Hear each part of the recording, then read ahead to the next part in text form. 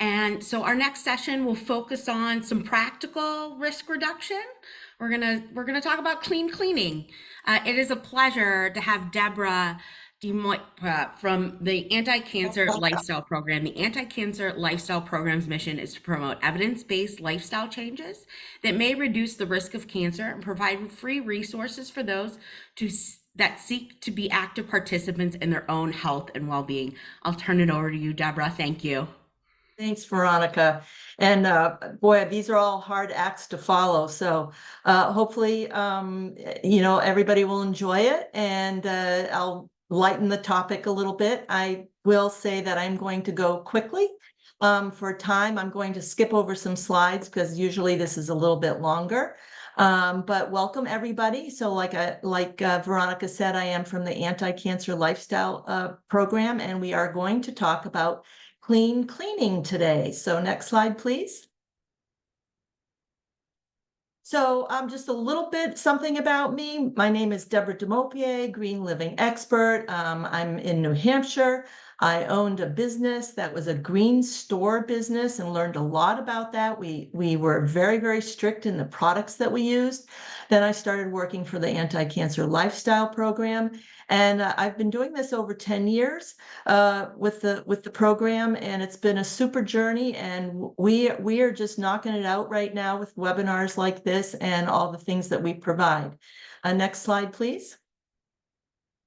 So who are we at the Anti-Cancer Lifestyle? We offer free, doctor-recommended, expert-led resources to help you reduce your risk of cancer, cancer recurrence, or even chronic illness. And you can find us at anticancerlifestyle.org.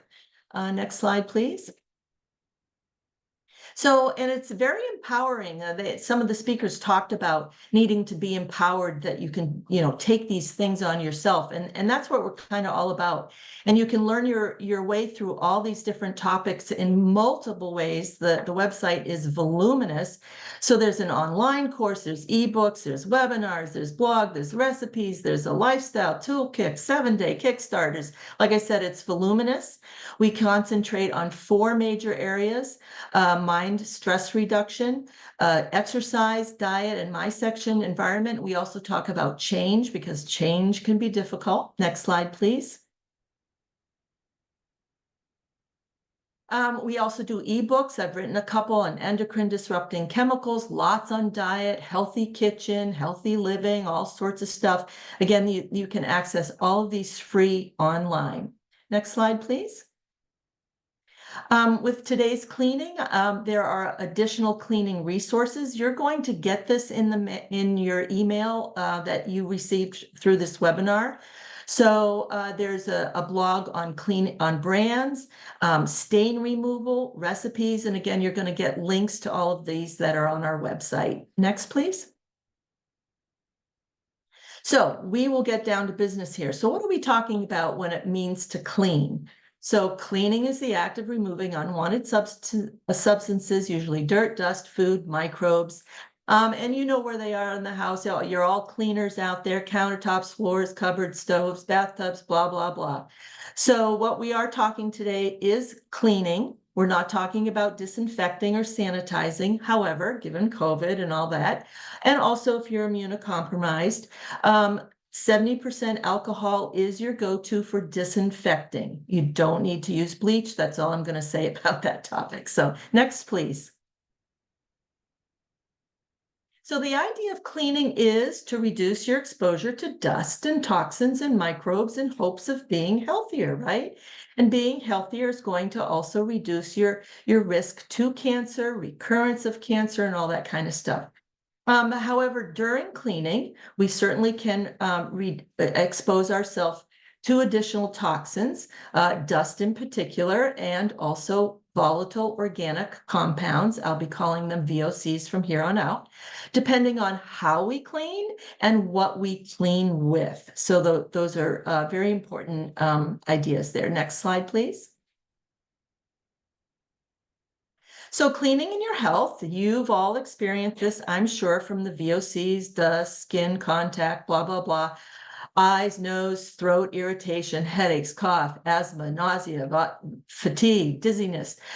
And long-term health risks can include cancer. I know I do the headaches thing, so I'm sure some of you have felt one of these at least. So certainly risks from cleaning products. Next, please.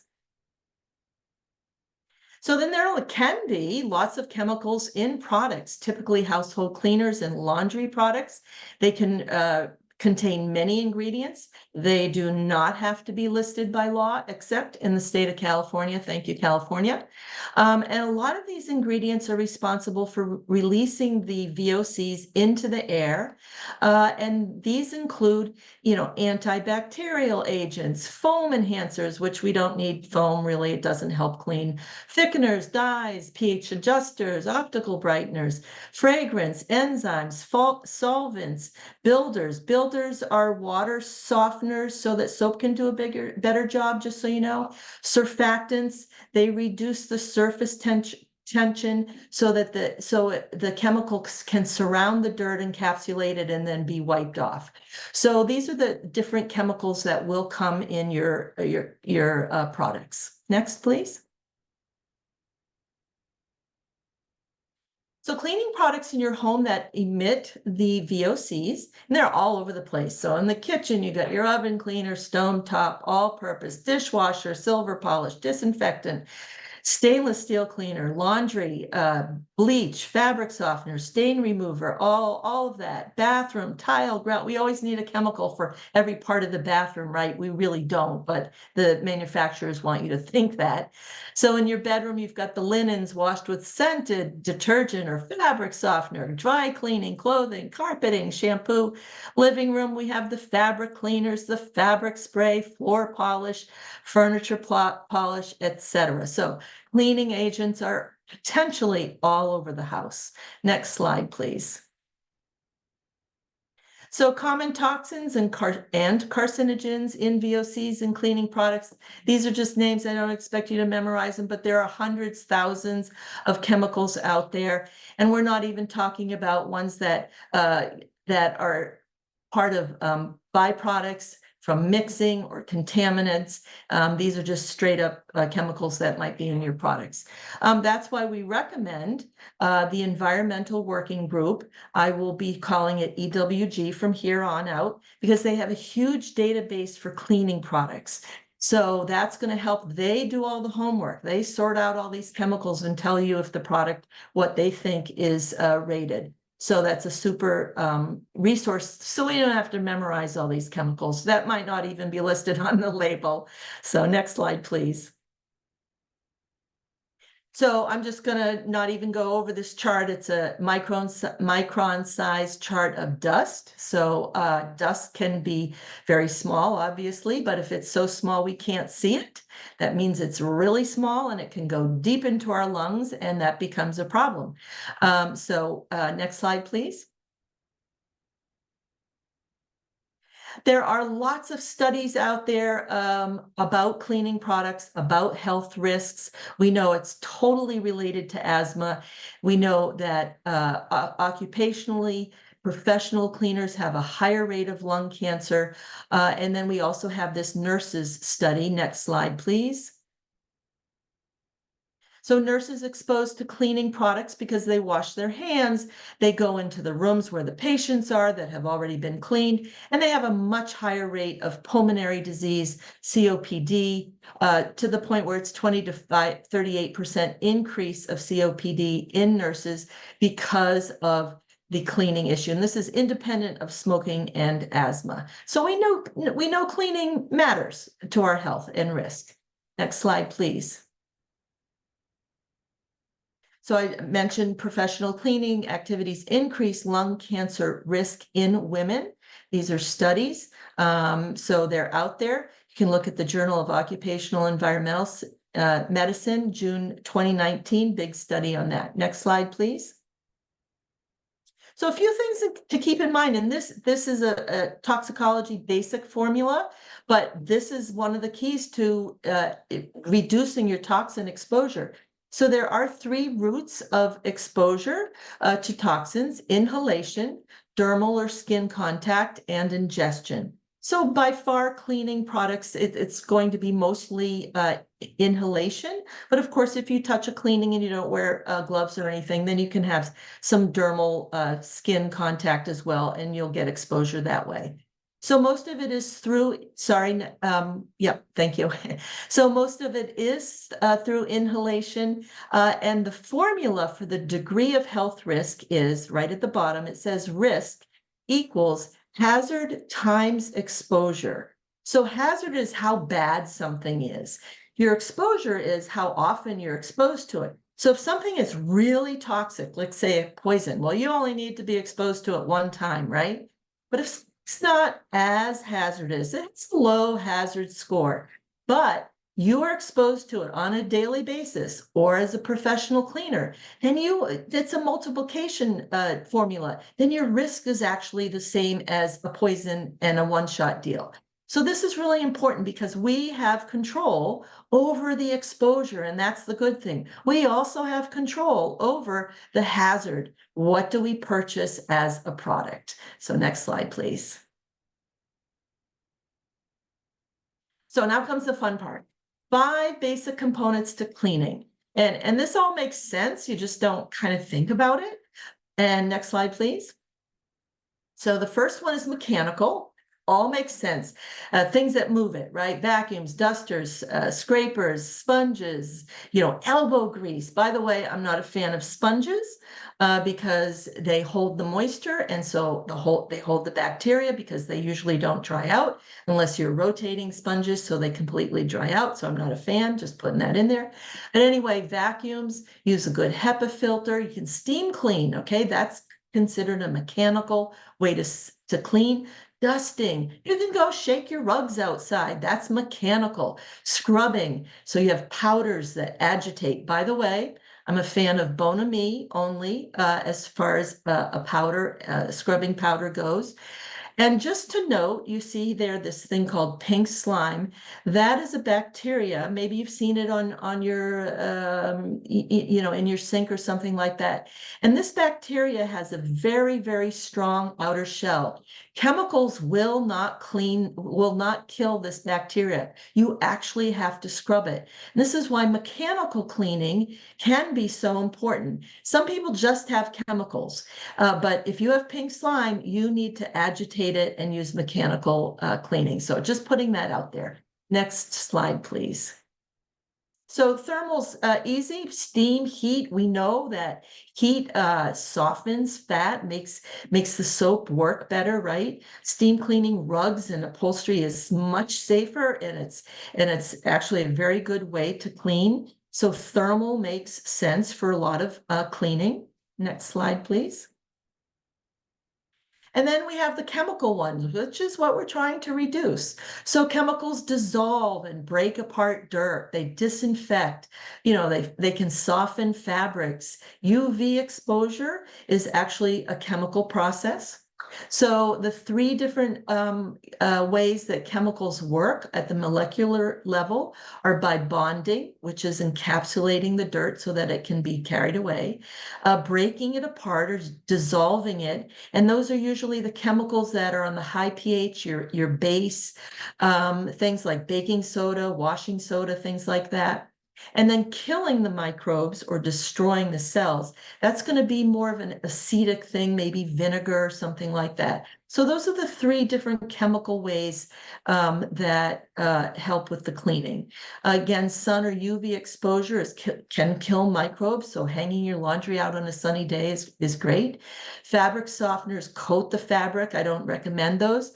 Polishers are chemicals that are designed to leave on the surface. So those are all still part of chemical cleaning. So next slide, please. Increasing time, so length of time needed to complete cleaning or disinfectant. This is really important. This can make a huge difference. So the longer you mechanically clean, the longer you use the chemical methods, the more effective it's going to be. In fact, in a lot of the chemicals, there's something called contact time or dwell time. Maybe you remember during COVID, you're supposed to wash your hands for 2 times singing happy birthday. And that's because of this dwell dwell time or contact time. So the time or length of time is really important. And you can also reduce the harshness of the chemicals by increasing the time and have the same outcome. We'll talk about that later. Next slide, please. So procedure is super important. So how you do things, top to bottom is a good idea. Using soap is always followed by rinsing, right? We don't wash our face and not rinse it. We don't wash our car and not rinse it. So, rinsing the countertop is really important. Otherwise, we're actually, touching and eating the residue. Except for polishing, of course, all cleaning should be followed by the rinse and dry because of, moisture and all that, and allow enough time for your cleaner to work. Again, is part of the procedure, that time, that contact time. So next slide, please. So on a label or on a container, you're going to see signal words. These do actually have to be labeled there. So cleaning products are poorly regulated.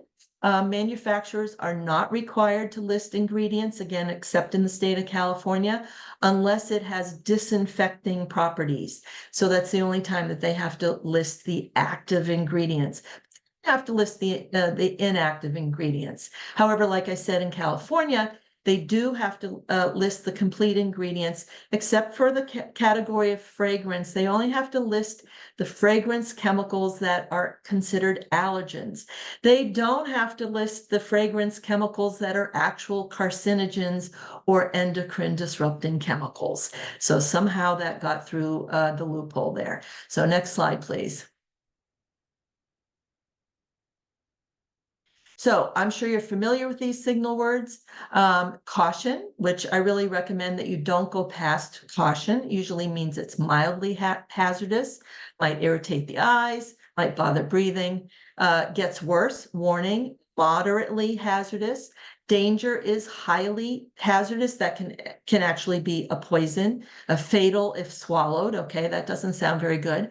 Other signal words might be toxic, poison, corrosive, flammable, or a hazardous substance. So again, please try not to go past caution. Next slide. So when you're reading the labels, of course, you should read everything, not only just the single signal words, but there's going to be storage and disposable directions, precaution directives, maybe first aid instructions if it's a little bit hazardous.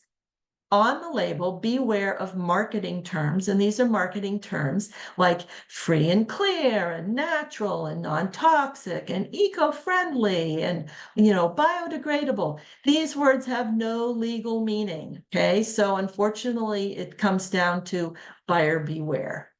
Next slide, please. So these are examples that I took right off containers. So this is how it is labeled for the caution, warning, danger. So the first one is actually from All's Free and Clear product, and it's caution. Okay, so I recommend a caution or not going above warning. The warning label is on the All's fabric softener. So the fabric softener has a warning label on it. And the last one is danger. It's corrosive. That's bleach, Clorox bleach. Next slide, please. What I want you to look for are these labels. Okay, so the first two are the best labels because they do the whole life cycle of the chemistry of the product. The safer choice one is okay. They just approve the chemicals that are inside. It is a logo produced by the EPA. And the last one is the EWG verified. So the company will put this label on there if it's been approved by the Environmental Working Group. So look for these logos. Again, you're going to get all this after in the webinar, so you don't have to, copy them down right now. Next slide, please. Talking about labels, they still, try and get the consumer there. So you're going to see on this first label, so this is all clear laundry. They want you to make it, that the chemicals are okay because, they're a stabilizer and they're a stain lifter and they adjust the pH and it reduces the foam and all these things that are, sound okay, right? But no, this is rated as a D on EWG, just saying. And then the next label there, yes, it's caution, but you can see, some of the ingredients there. You have no idea what they are, but they're going to counter that with all the things that they do for the planet. And of course, it's all in green, and you got the recycling symbol there and all that kind of stuff to distract you from the chemicals that are in the product. So buyer beware again. Next slide, please. So these are two oven cleaning products. Well, actually, you have the oven cleaner on the left, so you can see the danger there. So this is basically a poison. On the right is washing soda, Arm & Hammer washing soda. It's only one ingredient, okay? And it's perfectly benign. It actually has a caution down there, so not too bad. And it has all these do-it-yourself recipes and all these things.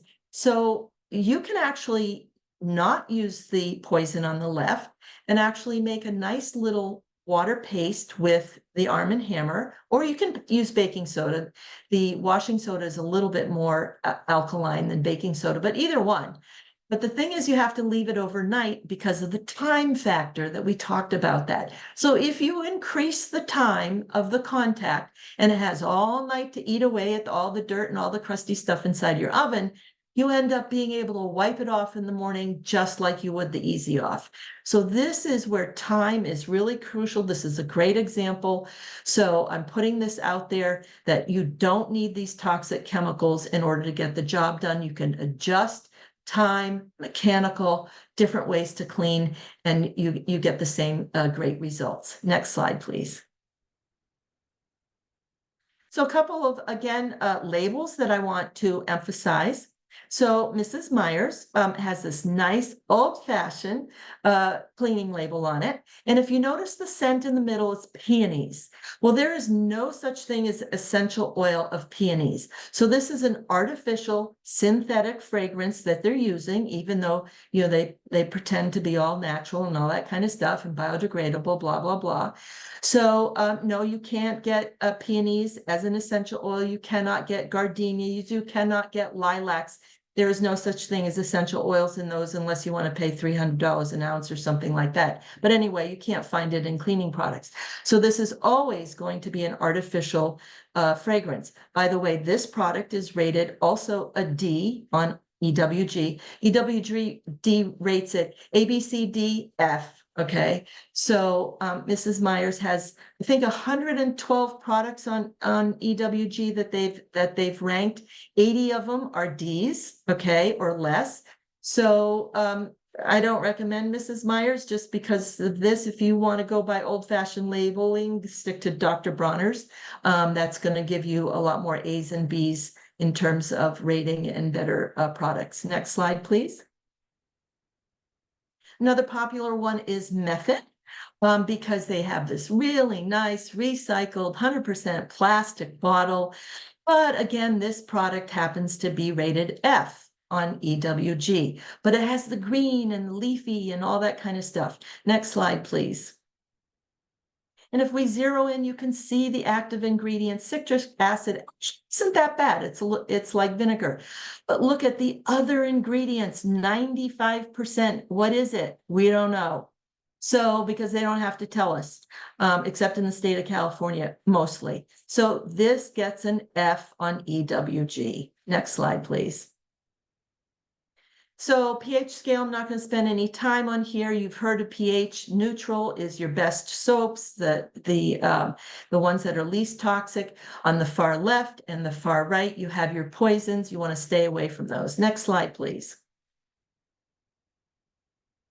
Same thing on your right is your acetic, your vinegar and stuff like that. Good for soap scum, minerals, rust.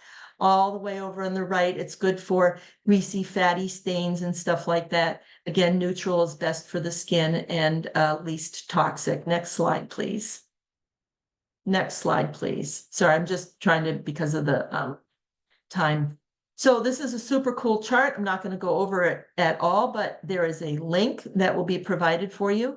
And it's just super cool. You have product, pH, how it works, special considerations. It's on our website. I highly recommend you go to it and print it out and put it on the inside of the cabinet. It's really quite useful. Next slide, please. So just a little word about fragrance. If you're going down the aisles in a grocery store, you know the cleaning aisle because it smells, right? It's all stinky with fragrance. Just them sitting there produces VOCs. They don't have to be sprayed or anything. They just evaporate from the containers. So again, lots of VOCs, they pollute the air. They are not freshening it at all. They aren't a real scent. They're chemicals. Some of them like the aerosols, they have benzene in them, all this kind of stuff. Please stay away from them. Do the old-fashioned way with flowers, herbs, bark, whatever you need. Do not use artificial fragrance. They are highly associated with endocrine disrupting chemicals, which can be associated with cancer. So please stay away from artificial and synthetic fragrances. Next slide, please. Because we have been brainwashed, right? The fragrance is great, all the way back to the perfume 100 years ago. But there's so many chemicals they trigger asthmas, they're hormone disruptors, lots of carcinogens, opportunity there. They irritate the lungs. Unscented is not necessarily fragrance-free. It's there to mask whatever scent you're trying to cover it up. So open up the windows and get rid of the source of the bad odor in the first place. Next slide, please. So a lot of people think, oh, switching to essential oils is a great idea. So they are processed. It's not like you're squeezing oils out of a flower, okay? They release also VOCs. They evaporate from the essential oils. Some of them can actually irritate the lungs. There is some emerging research of caution of using them. You're not supposed to put them on the skin because it can be very irritating. Some people will add them to cleaning solutions, which I find curious because essential oils are an oil. So you're adding an oil or a fat to a cleaning solution, which doesn't make sense to me. So I don't recommend that. So again, if you want aromas, stick to, cedar chips, lavender buds, the real stuff. Next slide, please. So you got to do your homework to some degree. But somebody has done some homework for you, and that's the EWG cleaning guide database. Maybe that can go in the chat for people, I don't know, but you can also Google that. There's also something called the Consumer Product Information Database. It's enormous. Again, if you want to Google that, you will get to it. It's super helpful. It goes into other things just besides cleaning, all sorts of home products. And then there's all these cool apps that you can put on your phone. You have the EWG Healthy Living app. You have the Think Dirty app, which is kind of a funny name. You have the Clearia mobile app and Chrome extension if you're ordering things online. So there's lots of things that you can do. Next slide, please. So kind of in summary here, we'll just go over a few of the basics, how to reduce your exposure to harmful cleaning products. Again, increase the mechanical cleaning. We talked about that. And that way you can rely less on chemicals. Increase the contact time. That's why we pre-soak and do things like that, because it's that time of contact. Use temperature or heat, okay? You don't need to have cold setting. Wear protective clothing. Ventilate your space if you're cleaning or dusting. Avoid products with nanosilver. They are typically on the microfiber cloths, which are actually great, but just make sure they're not with nanosilver because you can absorb that through your skin and it goes in your organs and it's horrible for the environment. Use the pH scale, use the charts that I referred to that you can get off our website. Read the labels, look for product words with a no more than caution, please. Choose certified products. Remember, we talked about the logos, Eco Logo, Green Seal, Safer Choice, EWG. Read the directions and never mix products unless directed, please. Next slide. So tips and tricks. Hydrogen peroxide is great alternative to bleach. It might not get rid of the color, but it will kill the mold. Bleach might discolor things, but it might not kill the mold. So big difference there. You can use baking soda to absorb smells, a 4-to-1 ratio of water to vinegar or baking soda are good cleaning solutions. Just remember to rinse always, vacuum and dust once a week, rub a little coconut oil over the stainless steel to make it shiny. And for odor control, clean the source of the odor, use activated charcoal that will absorb some odors pretty easily. Some myths: magic eraser is not magic, it's plastic, and it's actually a very fine abrasive. So it actually scrapes off the dirt. So it can dull your paint or your counter or whatever. So just pointing that out there. Never mix vinegar and baking soda because you're not making a cleaner. You're actually, once it all fizzes away, you actually are left with water and salt. Okay. So use one or the other, but don't, you're wasting your time by mixing them. It's not a cleaning solution. We all have heard of simple green. That goes back a long way, way before the green movement, right? It is not simple. It is not green. It is rated F on EWG, just so you know. Pods in the dishwasher are not eco-friendly. It's still plastic, creating microplastics. Please don't use. Air fresheners, again, do not freshen the air. Next slide, please. So in closing, remember the goal is to reduce exposure to toxins by choosing safer products and the safer methods like, time and mechanical cleaning. Don't expect to be able to disinfect or sterilize your environment. First of all, it's impossible, nearly impossible, and it's really not desirable unless you're immunocompromised or something like that. With these tips and tools, you can enjoy cleaning, knowing that you're making a difference in your environment and your overall health. So think progress, not perfection, and happy cleaning. So I am done. Thank you. Thank you, Deborah. Perfect. So we have a few minutes left, and I just have a couple questions, and Sure. I want to thank you again for joining us. So my first question: what you presented could be very overwhelming. Half of the things that you presented, I have in my home, and I think that I'm a pretty astute shopper. And so, Right. what would be how do people start? What would be the maybe two or three things that you would focus on right away to make sure that you're doing the best that you can in the moment, and two, that everybody, like I said, I have most of the products that you highlighted that are horrible. I have them in my home. So and so not to feel shame, people to feel shame about Yeah. what they have in their home, but what would be your, as someone like me, what would be the first three things you would recommend? Yeah, and this is a tough subject. I've been dealing with cancer survivors and patients for, years now. And it's super overwhelming. So we talk about baby steps and just, doing it really simple. So I would say start with, all the products are going to have the signal words, right? So they're going to have caution, warning, and danger. So I would definitely stop using the danger ones, okay, right away. If you have some ones with warning, kind of suss that out. How often do you use it? Again, exposure. Are you using it every day? Or, oh, yeah, I only use it once a month. Okay, so that makes a really big difference.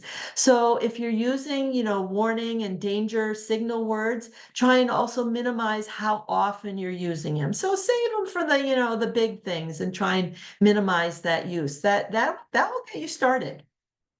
Perfect.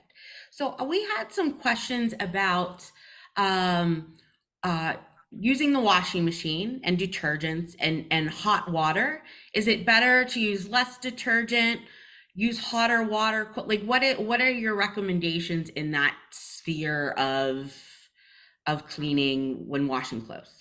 Yeah. So, the environmental movement, and I'm an environmentalist, wants you to use cold water because it's more efficient, right? If you're going strictly by how well you want the cleaning to work, heat matters. Okay, so using hot water matters. So it's kind of up to you. If your stuff is getting clean with cold water and a safe cleaning product, go for it. But if you need to up the ante because you were out and you were exposed to all this grease and your pants are covered, you changed your oil in your car or whatever, then you might need something stronger and the heat. So you kind of have to make that judgment, but if you go by what we just learned, heat matters in terms of cleaning. Perfect. So and this is a perfect, actually a good final question. How do you safely dispose of cleaners with danger labels? And how should we be thinking about that Yeah. process if we're getting rid of some of the things in our home? Right. So I think a lot of communities now have a hazardous waste day. I know actually next weekend is ours in Concord. Some communities have them twice a year, some just once a year. But you can, if you can't find it, call up your municipality. Maybe at the transfer station, they have a place where you can bring it. But I think most municipalities are good about that because they don't want you pouring it down the drain into their wastewater treatment. So check that out, and those are the best places to bring those hazardous products. Perfect. So don't throw them in the trash. Don't throw, well, no. Yeah, don't pour them down the drain, Okay. right? Because some of them are flammable, Okay. Perfect. right? So yeah. Oh, of the things, and we're cleaning with these things essentially, Yeah, and yeah. they're flammable and could cause damage. So I Uh-huh. want to thank you, Deborah. That's all the time that My we have. pleasure. Thank you for having me. Absolutely. And I want to thank everybody who has attended. A reminder that anyone who has registered will receive the entire recording in their email, presumably next week, as well as on our website. We have all the slides and all the resources from every session today. So I want to thank everybody for joining us and have a wonderful weekend.